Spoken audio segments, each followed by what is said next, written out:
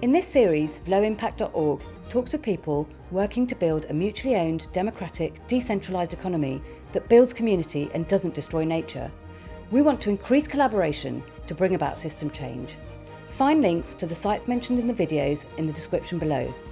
Join the conversation by liking, commenting and subscribing to our channel. Okay, so today I'm speaking with Jon Hallé. Hello, Jon. Hi, Dave. We go way back, about 20 years, I think. We used to run how to make biodiesel courses for low impact back in the early noughties. Biodiesel was all the rage then. I think and you authored a book with us, How to Make Biodiesel. I think that sold about 15,000 copies in the first year. It just caught the zeitgeist, but that's gone now, obviously. There soon won't be any diesel cars. And then you started Sharenergy, helping to set up community energy schemes around the country. And now you were the founder when you were a Big Solar Co-op.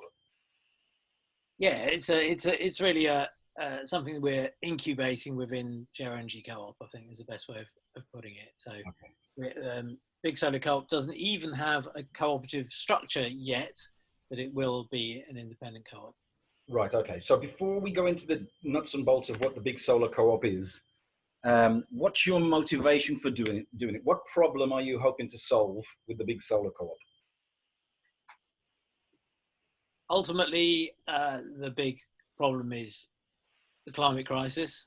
Okay. That's what all our work is focused on, and more specifically, coming down from something really big to something a little bit less big, but already pretty big. It's how can members of the public get involved in practical action around the climate crisis? Now, coming down a little bit further, the thing I've been working on for the last 20 years is community energy. So projects where people, energy cooperatives, so where people can actually be involved in building and owning tangible renewable energy. Yeah, fantastic. I mean, that's what we're all about.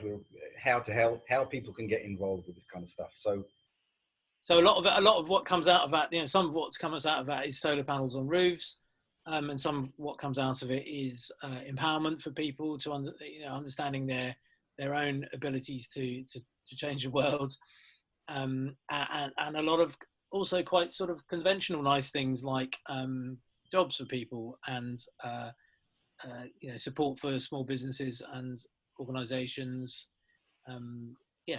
And opportunities for people to invest their money in something they believe in as well. So tell us about the Big Solar Co-op then. What is it? So Big Solar Co-op really comes out of work we've been doing. Sharenergy's been going for 10 years. I've been doing community energy for quite a bit longer. And the existing model was small, very small, generally very small co-ops, very locally based. Which is a great model, and we've been involved in setting up, more than 100 of these across the UK. From more than 100, have you really? Yeah. We have had different roles in each case. So sometimes we've just been helping people get started, and then they take it on. Others we've kept providing them services and helping them every day, really, for a long time, particularly the more complicated ones. And that's been really successful. People love it, and it reaches out beyond the normal sort of political divides. So plenty of these have been set up by people who are, not your classic greenies. What kind of technologies? Sorry? What kind of technologies? So across the renewable technologies, they're all renewable energy, but most of them are solar. There's plenty of wind co-ops, hydro co-ops. And a few heat co-ops as well. Okay. So where people will collectively own, biomass boilers, they are based on the existing ones. So it would be nice to think we can do ones based on heat pumps in the future. It's just very hard to do at the moment. And that's this is the thing that's happened over the last 5 years. It's become astonishingly hard to set up these new renewable energy co-ops, largely because of a withdrawal of support for renewable energy in government policy, right. Particularly support for medium scale, community scale projects, right. So and domestic scale. Is the difficulty in setting up new community energy schemes part of the reason that you've developed this new idea with a Big Solar Co-op? Yeah, so I mean, it really came in the first place from seeing that the feed-in tariffs were the subsidy scheme which really enabled the big growth of the community energy movement. Before feed-in tariffs, there were only a tiny number of renewable energy co-ops, and then feed-in tariffs came in. Suddenly there was a support scheme for different types of renewables, and the model really took off, and people were doing it I was going to church halls and back of pubs to discuss crazy schemes for doing something in all kinds of different parts of the UK. And then we knew that subsidy scheme was going to come to an end. And we thought, well, then what are we going to do? Because if you look at a solar scheme, you might be exporting the energy you produce. You might get 5p per unit for it. And then we were getting subsidy of at least 5p as well. And so you take away that 5p, you're left with half the income. Well, this is bonkers. How are we going to make this work? Yeah. And part of that is lobbying for continuation and other sorts of support. But the other part of it is saying, well, it looks like it's going to happen. What are we going to do? And particularly in the context of a climate crisis where just giving up and going home is not any kind of an option. We can't do that. So we started to think about what's the big problem. One of the problems is that we're having less income from these projects. The other one is that the risk goes up. So the income of a solar project is about, what they can sell their solar electricity for, and they're selling it to the grid, but they're also selling it to whatever's underneath the roof that the solar's on, which might be a public building or a business. And they can pay more than the grid price for their electricity. They're buying it in for maybe 15p. So if they can buy it from us at 10, 11p, they're more than happy with that. So okay, well, maybe we can make it add up. But then, of course, we're completely open to a risk of those businesses or other buildings going bust or their roof breaking. Yeah. So we've got much more risk. And how do you deal with risk? Big portfolios, you need to own a lot of solar. So you approach businesses or organizations with a large roof space in a particular town and say, we could put solar panels on there, and the attraction for them is cheap electricity. Yeah, I mean, the attraction for some of them is more wide than that, I think. So some people say, well, we want to be part of fighting climate crisis. I mean, a lot of people are turned on to that now, but don't really understand what they can do, and a lot of businesses, particularly in the current situation, don't have cash, and certainly not something which has a very, very long payback time. They're unlikely to invest themselves. So we say, well, we've got a solution for you. And so we've still got interest even for people where we can't save them a huge amount of money. That said, we've put out proposals in the last week to people for whom we can save them over the life of panels more than £1 million. Wow. So, that's interesting on a pure business level. And it's brownie points as well, isn't it? You might pick up a few extra customers if they know that you're doing this kind of thing. It's starting to happen as well that investment decisions upstream in these organisations are starting to take into account some of these kind of environmental considerations. You had CSR, corporate social responsibility, in the past, and now you've got all kinds of other acronyms. But basically, it boils down to the fact that you might get brownie points. And I've seen some great examples. I mean, I went to a farm where they were interested in putting in a wind turbine years ago, and I couldn't really work out their motivation because it wasn't really going to save them much money, and they weren't obviously sort of super green kind of thing. And they said, well, we just want to sell spuds to one of the big crisp manufacturers, and we'll get the gig if we can show that we've got a greener farm, because it's better PR for them. Right. That's it. Right. So motivations are not always what you think they might be. But money's generally a necessary but not sufficient condition. And when did the Big Solar Co-op launch, and what successes have you had so far?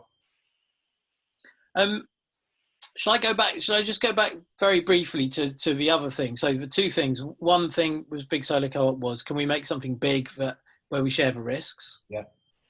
The other thing was, how do we provide a more nurturing home for volunteers who want to do things? Yeah. So if you're setting up something very small, it takes all your time. And a lot of your time is spent just running an organization, Right. which may be a titchy organization. Right. Is that a sensible use of a time for these gold dust people who understand that we're in a real crisis and are willing to do something about it? And it's always done my head in that we're not giving people really great support. And it's reinventing the wheel in each community, isn't it? They have to learn from scratch, don't they? A lot of people. Agree. And of course, people talk to each other, and there are great things about it. But why not have a situation where you have a national co-op but with local groups who all work together, and then you can people feel like they are part of a movement. They're able to share resources a bit better, and instead of having a tiny organization in each place with its own AGM and set of accounts and blah blah blah, yeah. You've got one set of accounts. So okay, somebody has to bend their head around those accounts, but it's only one set of people rather than everybody all the time, and the rest of the people can spend their time going to find new solar sites and actually building new stuff. That makes sense, doesn't it? Yeah, it does mean getting rid of that thing of 100% local ownership. Yes, I wanted to talk about that. We can come back. We can come back to that. Yeah. So when did you launch? And so we haven't launched it actually yet. So it's we started the project nearly 2 years ago. We got a bit of funding from some charitable trusts, which isn't the way that Sharenergy has worked before. We've always, made our own luck and raised our own money. But this time we thought we need to sit back and make this and make it different from the way we've done projects in the past. This has to be a break with the past. We have to rethink the way that we work. And that means that we're not going to make any money for ages. Let's get some funding in. So Esme Fairbairn Foundation, Joseph Rowntree Charitable Trust, MCS Foundation have given us cash, which is amazing, enabling us to employ some people and really work this up in a different way. And we've been doing that for a couple of years, and we've got another sort of year of that funded period before we have to really start building things and getting income from them. Right. So what we've done so far is, it's been very interesting the way that it's worked. We haven't heavily super launched everything because in a way we don't have the resources yet to deal with a large number of people coming in. So what we've done is created a pioneer program where we try out these ideas in a more restricted way, see if we can get it, see if it works, make the mistakes, get something that's more robust before really going massive with it. But we think that the potential is big. One thing we've done which wasn't really done before is training. So training for volunteers who want to do solar in their backyard or who just want to be part of community solar.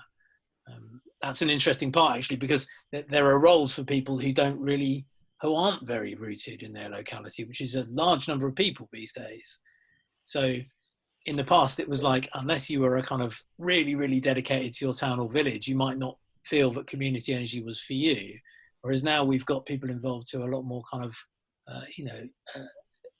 geographically unrooted.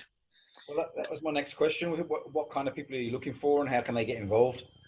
So there's a variety of roles. I mean, what we're trying to do is push everything that anytime somebody tells me this has to be done by a paid member of staff, I'm training myself to think, maybe not. Is this true? Is this true? Could this not be done by volunteers who really cared about it? And of course, the answer is it could always be done by volunteers who really cared about it. And in fact, large parts of the community energy movement have already been built in exactly that way. And so anything that's part of a set of roles that's involved in putting a solar co-op together, theoretically, people can come in and volunteer to do. That might be, one of the things that's been really popular is solar design. So we've been running webinars where people can come in, anybody can do this. We're running these regularly and you can look at the recorded ones, learn how to use, we use a piece of software called Open Solar, which again, you can get access to for free. And there you can bring up an aerial shot of a building you're interested in, and you can start to put panels on it and make calculations and work out, what could we put on there. And so we do training sessions to teach people how to use that and how to interpret the results. And so what we've ended up with there is a kind of hive mind. So that if somebody comes in and says, well, I'm really interested in such and such a site, I've seen this roof in my neighborhood, they can report it. We've got a little form on our website where somebody can report a site, and that gets taken up by somebody within our hive mind of trained volunteer solar designers, and they will design a first pass of a solar array on the roof, or maybe say, look, there is a reason why we're pretty sure we can't do this. Obviously in some cases that's what happens. Well, that's an important thing to say as well, isn't it? You don't. Yeah, very important. Yeah, just stop wasting people's time. I mean, a lot of like wishful thinking happens, and we're way too far into our crisis to be doing that. If something's not viable, don't bother. Let's carry on. There's enough roofs in these islands. That's one place people can get involved, and then we're running training sessions for people to do some of the other sort of core tasks. Maybe the most core is approaching the host sites, the potential host sites. So it's one thing to find a place that's got a nice roof and looks like it'll be a goer. It's another one to effectively knock on a door and say, can we talk about putting solar on your roof? But there's loads of ways of doing that. You don't have to knock on a door. There's lots of much smarter ways of getting in touch with people, and we train people in how to think about that and how to bring people to them, maybe rather than having to go and cold call or anything like that. I guess it must be quite a good feeling, really, if you're walking through your town and you see a sort of massive roof and you say, "Oh, I'm responsible for getting those panels on that roof." It must be a good feeling. Yeah, it is, and it's one that's really sustained me. I mean, you talked about biodiesel when we used to do those biodiesel courses, and occasionally I'd be walking down the street and I would smell, there's a biodiesel vehicle just gone past me, and I'd think, that's one of my lot. Maybe that person learned from somebody who'd been on one of our courses. It was brilliant. And then I'm afraid, the smell didn't do it for me enough, so I had to go and start to build wind turbines so I could go, look, And solar is similar. You get this. Solar is designed to last for a very long time. 25, 30 years. The panels are good for. Modern panels hardly degrade over that period of time. Yeah, we got solar panels on our roof, and we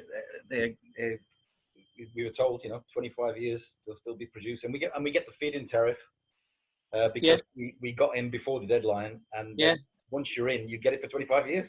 Yeah, fantastic. And in many parts of the world, feed-in tariffs, albeit at quite low levels, are still operational. The feed-in tariff was reducing here, and then it was sort of cut, but before it really got to parity. So we've got this.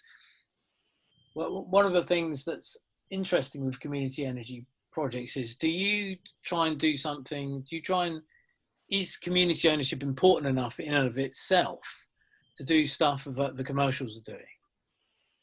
And it's a moot point, really. So I'm working with some projects that are doing big solar arrays, like 20, 30 megawatts of solar. With 20 million quid projects, trying to do those community owned.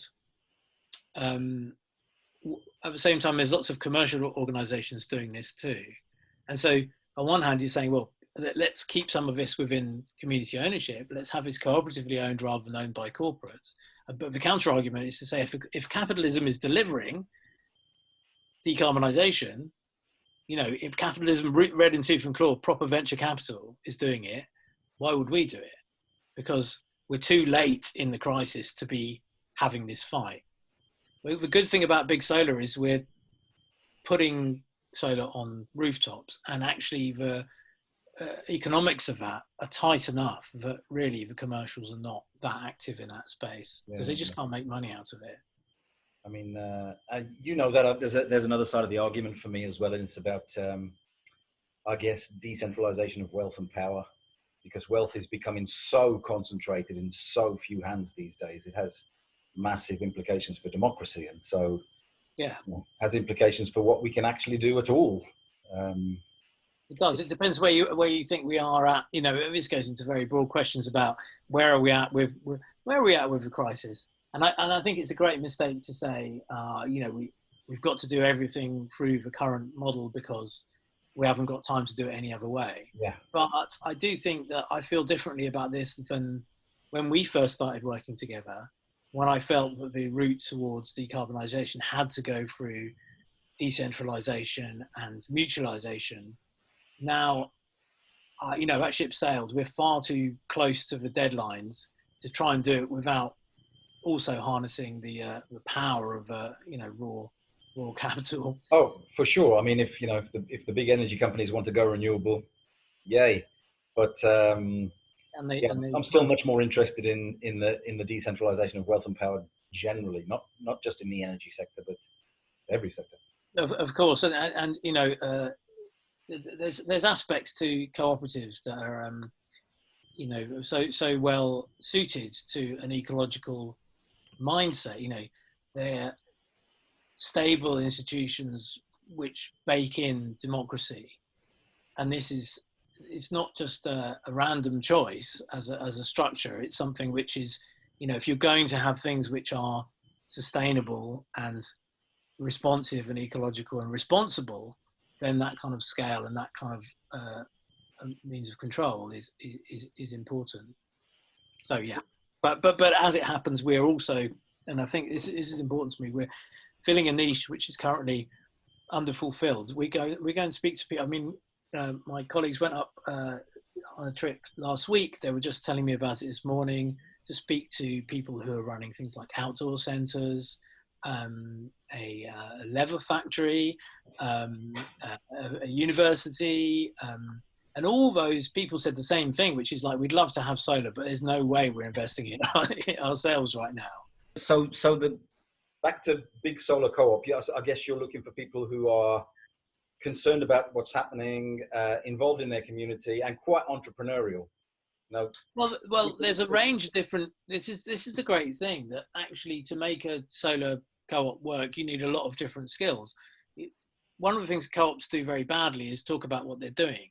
So, you know, if somebody wants to come and work with us, we don't have anybody doing this at the moment, and actually once a month, like maybe ring rounds all the different groups and ask what they're doing and put together a news story for our website, that would be brilliant. See, that's not entrepreneurial and it's not technical in that way. It's not, okay, but lots of different it's hugely valuable. And we want to create these kind of roles and keep them and fill them and make it possible for people to be involved who are not, you know, dedicating their whole life to this.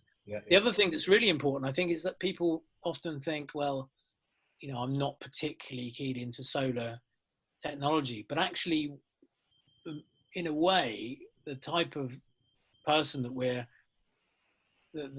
can be most effective is somebody who understands their locality and can go talk to people. And you don't have to carry a huge rucksack full of solar knowledge to do that. No, I mean, so I guess they need to know a bit, but then they we can teach. We run these training sessions exactly to teach people what they need to know. Right. And we also have, you know, we use Slack, which is almost like a discussion board thing, so people can come in and say, "Oh, I'm going to see X and X and Y tomorrow. Anybody got any ideas? Oh, they're this sort of a business. Have we done it? Have we met any of those kind of businesses before?" So there's mutual support, and so somebody might say, "Well, yeah, actually, I have, and I'll happily be on the call with you tomorrow," or, "Oh, do you want to postpone it a week? I'll come with you," or, you know, that sort of thing. Fantastic. So, so I guess they just contact you via Sharenergy. They can go to bigsolar.coop, and there's a section on sort of volunteering, and people can register as a volunteer, and then we'll onboard you onto our system, so you get a login into the relevant places, and then you can come on, you know, the webinars, and we even might do an actual in-person event. We're planning in October, which will be exciting. The first one we've done for, you know, since we started. Yeah. So what's do you think what's the ambition with Big Solar?